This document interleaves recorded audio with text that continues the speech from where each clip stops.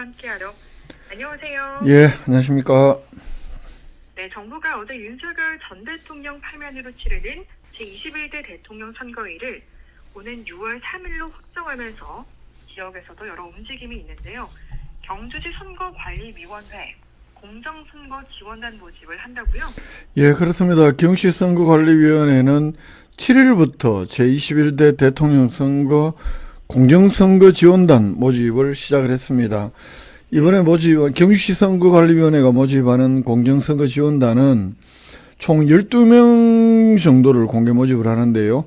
정치관계법 안내나 예방활동, 또 선거 정치자금 업무, 이런 업무들을 한다고 합니다. 네. 지원 자격은 어떻게 됩니까? 선거운동을 할 수 있는 자여야 합니다. 정당의 당원이 아닌 중립적이고 공정한 사람, 그리고 공정선거 지원단 업무에 전념할 수 있는 사람 누구나 응모가 가능하다고 하고요.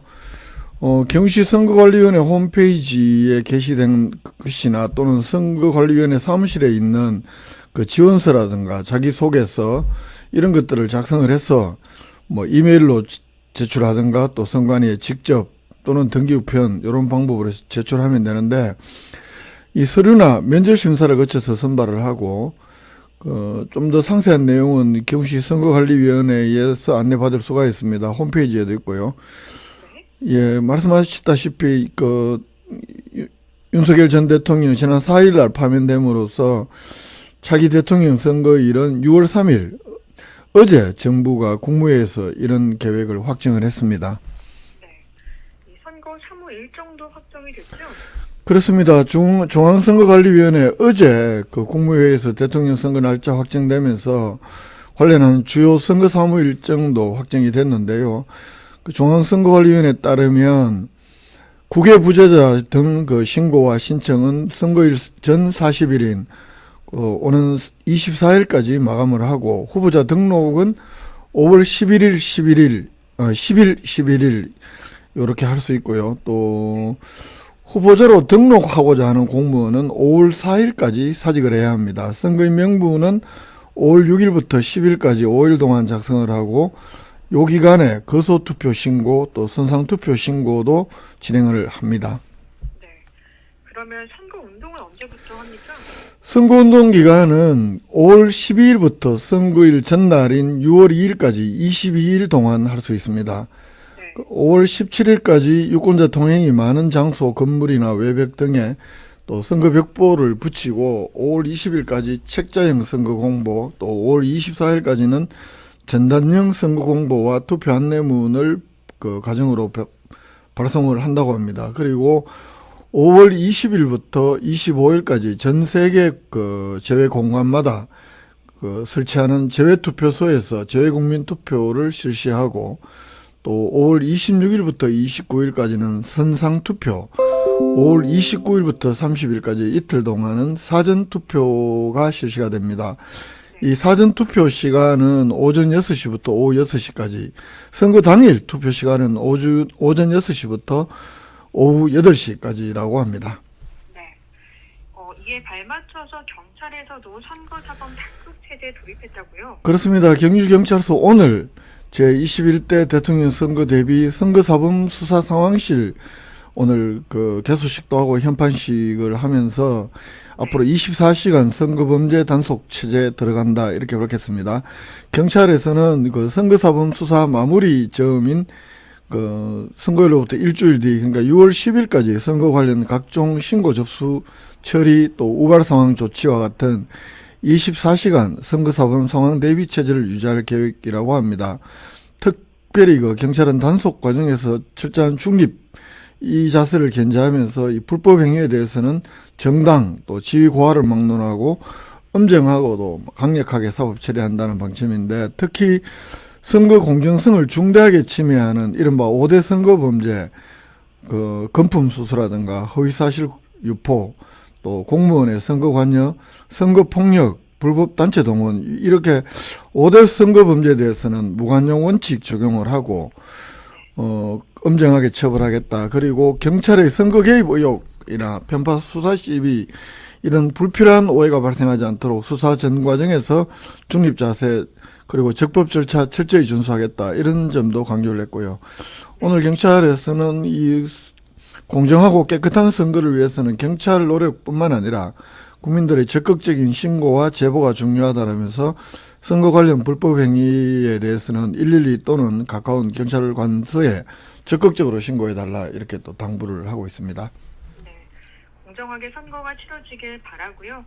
다음 소식은 경주 시민 자전거 보험 보상 건수가 매년 증가하고 있다는 소식이네요. 그렇습니다. 이 경주 시민 자전거 보험은 경주시가 2020년에 가입을 하고 그래서 2020년 2월 달에 첫 제도 시행을 한 이후에 올해 2월 말까지 누적 보상 건수가 1264건, 총 지급 보상 금액이 6억 1,800만 원 정도라고 합니다. 그 연도별로 봤더니 2020년에는 그 94건에 1억 7천여만 원, 2021년에는 85건에 9,600만 원, 2022년에는 94건에 1억 1,600만 원, 그리고 2023년에는 236건에 1억 3,500만 원, 그리고 작년이 시행한 이래 건수로 374건, 금액으로 1억 5,800여만 원으로 가장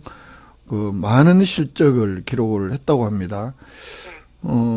경주 시민 자전거 보험은 자전거 이용 중이나 또는 자전거로 인해서 피해를 입은 시민들에게 보험금을 지급하는 것인데, 이 경주시에 주민등록이 되어 있으면 별도 가입 절차 없이 자동으로 이 보험 적용이 됩니다. 외국인도 주소지가 경주시로 되어 있으면 보장 대상에 포함이 되고, 전입이나 전출 시에는 자동 가입, 전입 시에는 자동 가입, 전출 시에는 또 자동 해지가 됩니다.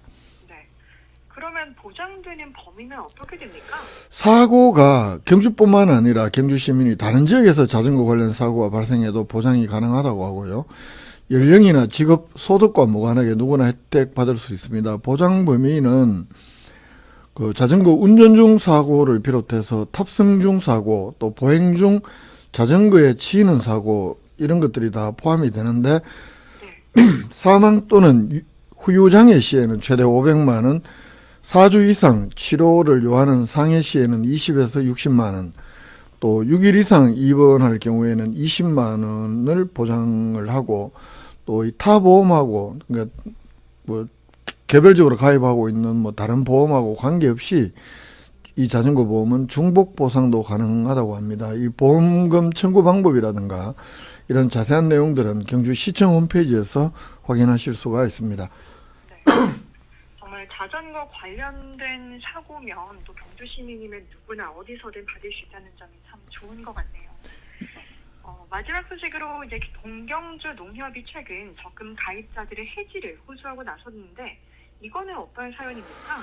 이게 이제 뜻하지 않게 적금이 너무 많으면서 농협이 이자 부담이 너무 심하기 때문에 경영이 어렵다. 그래서 좀 해지를 해달라. 네. 이런 건데요. 일반적으로 농협이나 이런 금융기관이 적금이 많으면 대출이나 적금이나 많으면 좋은 일일 텐데, 네.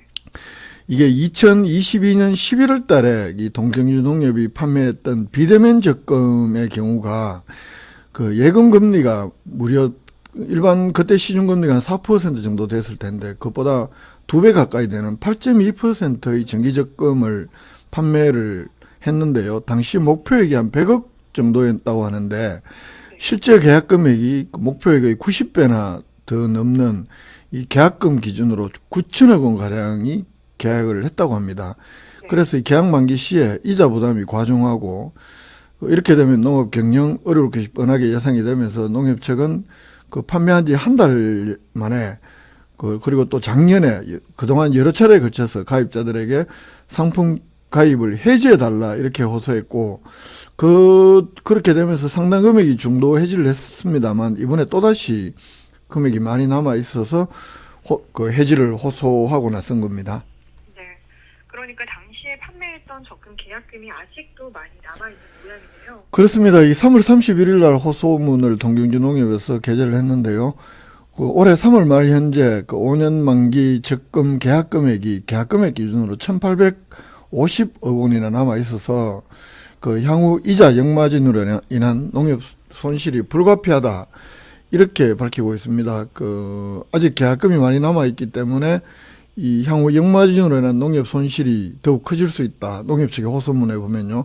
그래서 올해 11월 26일 36개월을 초과하는 계좌에 대해서는 정상 이자를 지급하지 못할 수도 있는 막다른 궁지에 몰린 상황이고, 그렇기 때문에 뭐 고객이나 지역농민조합은 피해가 예상이 되고, 이런 피해를 최소화하기 위해서 이 비대면 적금 상품 해지를 호소할 수밖에 없는 현실에 직면했다 라면서 거듭 중도 해지를 요구를 하고 있는데요.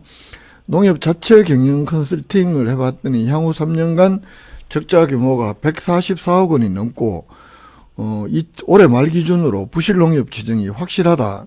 농협 스스로가 자신들의 부실 농협 지정이 될 것이 뻔하기 때문에 중도 해지해달라. 이렇게 또 고백을 하고 있는 겁니다. 네.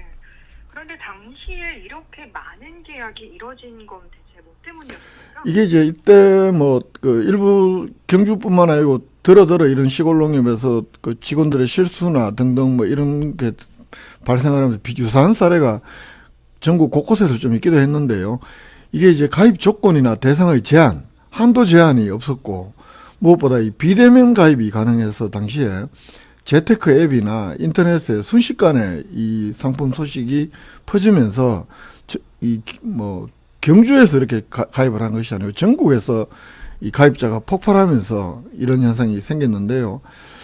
이번에 농협 측에서는 계약 해지 호소하면서 49개월 이상 된 계좌에 대해서는 중도 해지 보상 방안도 마련해서 중도 해지 이자하고는 별도로 추가 해지 보상금도 지급하겠다라면서 좀 많이 중도 해지해달라 이렇게 요구를 하고 있습니다. 네. 경주소식 김종비 기자와 함께했습니다. 고맙습니다. 예.